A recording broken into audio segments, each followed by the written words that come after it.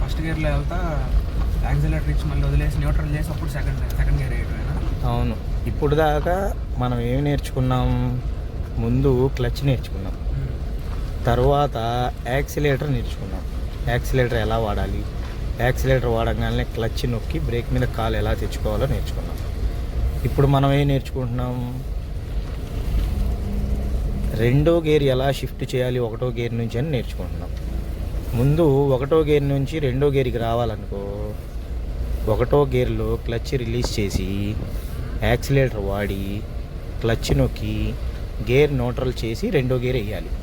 నిన్నటిదాకా మనం gear neutral ఎలా చేయాలో కూడా చూసామా లేదా? గేర్ న్యూట్రల్, ఆ గేర్ న్యూట్రల్ ఎలా చేసాము? యాక్సిలేటర్ వాడి క్లచ్ నొక్కేసి గేర్ న్యూట్రల్ చేసాం. ఇప్పుడు ఆ గేర్ న్యూట్రల్ చేసిన తర్వాత అదే ఫ్లోలో మనం సెకండ్ గేర్ కూడా ఎలా వేయాలో ఇప్పుడు చూస్తాం. ఇప్పుడు యాక్సిలేటర్ వాడు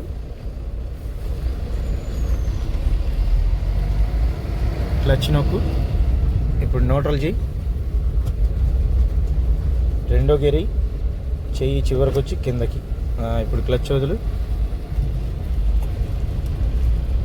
ఇలా మళ్ళా క్లచ్ నొక్కి న్యూట్రల్ చేయి. ఫస్ట్ గేరు చెప్పు ఏంటిది? ఫస్ట్ గేర్ మీద సెకండ్ గేర్ స్పీడ్ వెళ్తుంది కదా. మరి స్పీడ్ వెళ్ళడానికే కదా ఒక గేర్ తర్వాత రెండో గేరు, రెండో తర్వాత మూడేస్తాం. జస్ట్ మనం ఇప్పుడు ఏం నేర్చుకుంటున్నాం? ఒకటో గేర్ నుంచి రెండో గేర్ ఎలా షిఫ్ట్ చేయాలి నేర్చుకుంటున్నాం.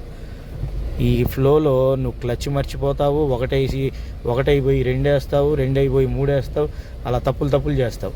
ఆ తప్పులు చేయకుండా నువ్వు కరెక్ట్గా ఎప్పుడైతే చేయగలవో అప్పుడే నీకు డ్రైవింగ్ అనేది పర్ఫెక్ట్ అవుతున్నట్టు. నువ్వు ఒక విషయం నేర్చుకుంటా ఆల్రెడీ నేర్చుకున్న విషయాన్ని మర్చిపోయావు అనుకో, మళ్ళీ మొదటికి వచ్చి నిదానంగా క్లచ్ మీదే నేర్చుకోవాలి. నువ్వు నిన్న నేర్చుకుంది మొన్న నేర్చుకుంది వాళ్ళు లింకు చేసుకోవాలి.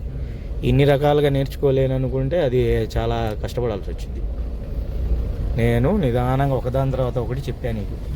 ఆ ఒకదాని తర్వాత ఒకటి అనేది నువ్వు దాన్ని జాయింట్ చేసుకోవాలి. ఇప్పుడు యాక్సిలేటర్ వాడు, యాక్సిలేటర్ వాడటం భయపడకూడదు.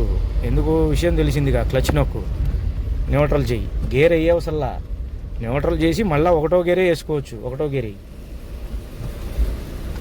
మళ్ళీ స్ట్రైట్గానే వెళ్ళు.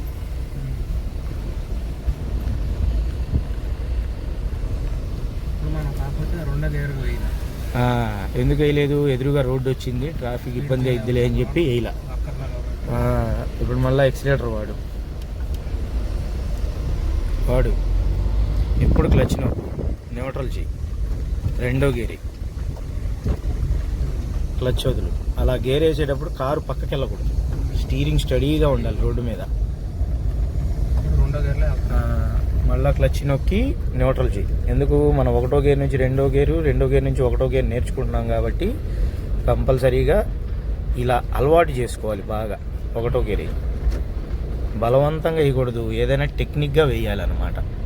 చూశారు కదా ఫ్రెండ్స్, మీరు కూడా నేర్చుకునేటప్పుడు క్లచ్ నొక్కి ఒకటో గేర్ నుంచి రెండో గేర్కి ఎలా మార్చుకోవాలి, మళ్ళీ రెండో గేర్ నుంచి ఒకటో గేర్కి ఎలా మారాలి అనేది గమనించండి. ఎందుకంటే మనం ట్రాఫిక్లో కానీ ఎక్కడైనా సరే ఒకటో గేర్ నుంచి రెండో గేర్కి షిఫ్ట్ చేయడం అనేది మెయిన్ పాయింట్. అలా షిఫ్టింగ్ అనేది రాక చాలామందికి ట్రాఫిక్లో బండి ఆగిపోతూ ఉంటుంది. అందుకని మీ గేర్ షిఫ్టింగ్ అనేది చాలా ఇంపార్టెంట్. ఒకటో గేర్ అంటే ఎగ్జాక్ట్గా ఒకటో గేరే పడాలి. అలా కాకుండా మూడో గేర్ పడితే మళ్ళీ మనం ట్రాఫిక్లో టక్కని ఇంజిన్ ఆగిపోయింది. అలా మనం కొద్ది కంగారు పడాల్సి వచ్చింది ఫ్రెండ్స్. ఇలా ఈ వీడియో కనుక మీకు నచ్చినట్లయితే లైక్ చేయండి, షేర్ చేయండి, ఇంకా సబ్స్క్రైబ్ చేయండి. మరిన్ని వీడియోల కోసం కామెంట్స్ పెట్టండి ఫ్రెండ్స్. అప్పుడు దాకా థ్యాంక్ యూ.